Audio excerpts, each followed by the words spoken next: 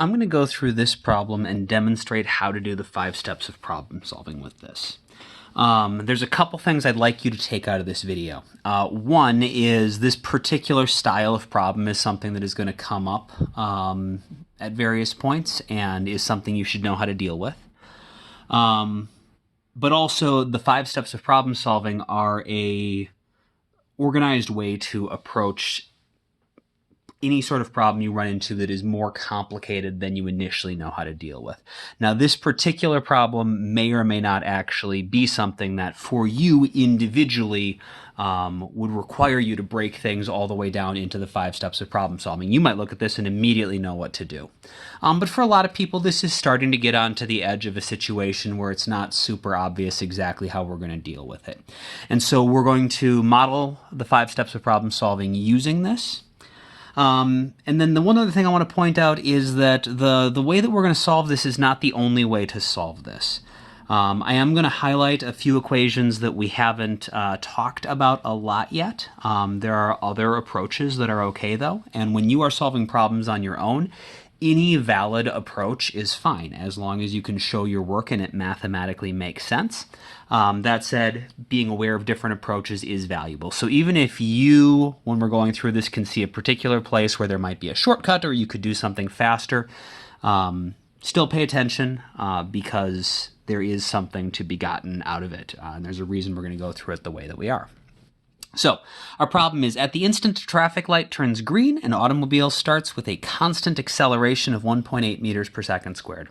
At the same instant, a truck traveling with a constant speed of 8.5 meters per second overtakes and passes the automobile. And we want to know two things. We want to know how far beyond the starting point does the automobile overtake the truck, and also how fast will the car be traveling at that instant when the car overtakes the truck. So for our 5 steps of problem solving, the first step is to just focus the problem. And one of the things that is really valuable to do anytime you run into a complicated situation where you're not maybe sure exactly what to do is to just draw out what is happening. And for people who are experienced problem solvers, often as we are reading the problem, we will just sort of absent-mindedly start drawing out what is happening. And so for this one, we have a car that is going to take off from a traffic light, and it is accelerating. So it's getting faster, and so I can maybe model that showing over time it's going to travel further and further. And then we have a truck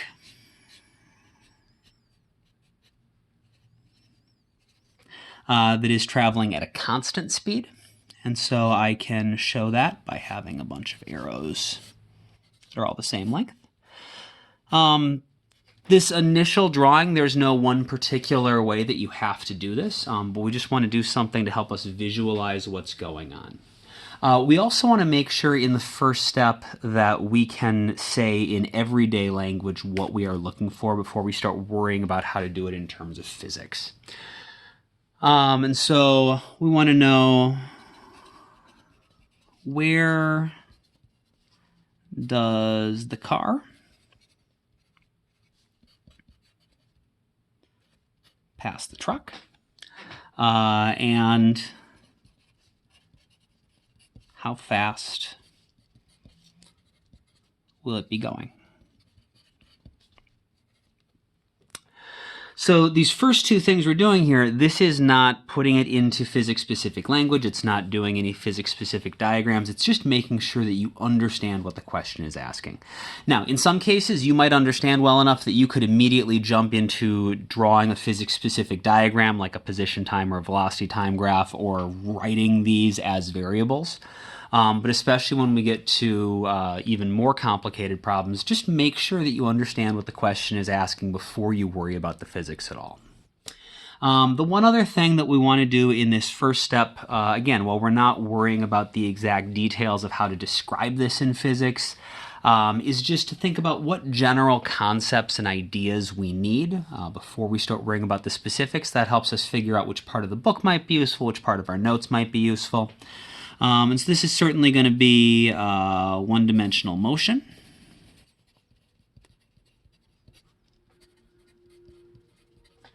We have both constant and changing velocity.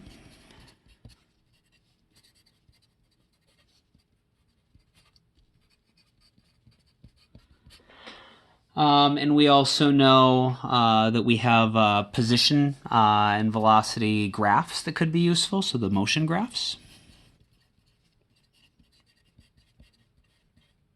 Okay, so we haven't actually started doing anything yet. We just made sure that we know what's going on, and we've thought just a little bit about what parts of physics is this connected to. Step 2 is where we actually start to introduce a little bit of physics. That is the step of describing the physics.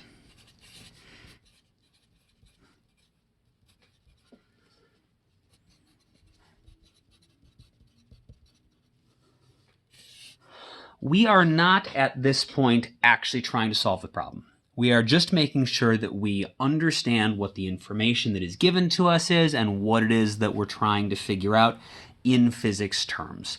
And so you can think of this as sort of redoing step 1, except in our physics-specific language and in our physics-specific diagrams. And so one of the things that is helpful is to draw a picture or a diagram. If there is one that is specific to the physics unit, that there's a certain style of diagram that we often use rather than just this sort of general picture, to actually draw that. And for our one-dimensional motion, that type of diagram is a position time and a velocity time graph. And so I'm just going to start by quickly sketching out what a position time and a velocity time graph might look like for our situation. So we know we've got the truck traveling at a constant speed, like this. And we know the car is speeding up, going faster and faster and faster. And so that's going to be a curve that gets steeper and steeper and steeper. And we want to know when the car is finally going to catch up to the truck. And so when these come together, that's the point that we're looking for. A straight line and a curved line. On our velocity graph, same idea. Our truck is traveling at a constant velocity. And we know that that is 8.5 meters per second. And we know that the car is going to be traveling with an increasing velocity as it accelerates. And so it's going to look like this. And, eventually they're going to catch up to each other. All right, so that is how we can visualize it in terms of the graphs. In terms of putting it together in terms of like equations and variables, we can sort of jot down our important information, like our given information. So we know that for the car, its initial velocity is 0 because it takes off from rest. We know that it has an acceleration of 1.8 meters per second squared. And we know that the truck,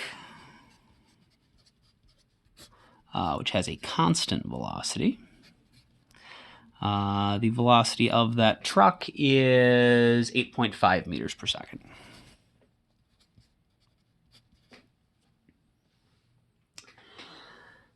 We also want to state what it is that we're looking for mathematically. And so I'm going to leave a little bit of space for other information that might be useful. But we know that we want to figure out where they're going to meet. So we want to know when the final position of the car is equal to the truck. So I'll maybe do XC and XT. So I want to know when the final position of the car is going to equal the final position of the truck. And then the other thing we do here is write down any equations that might be useful. So certainly we know we've got the kinematic equations. We've got the constant velocity equation. which is the velocity is equal to displacement over the time. And then we also have our position functions, which are just sort of rearranged versions of one of our kinematics and our velocity function. We introduced these last week. But since we're trying to find a place where our final positions are equal, having those position functions might be useful. And so we know that for something that is going at a constant velocity, the final position is just equal to the initial position plus the velocity times the time. So that's just taking this equation and rearranging it. So velocity times time would equal displacement, and then if we split that apart, displacement's final minus initial position, we can get an equation for our final position. We can do the same thing with our kinematic equations, and we can get final position is going to be equal to initial position plus the initial velocity times the time plus 1/2 times the acceleration times the time squared.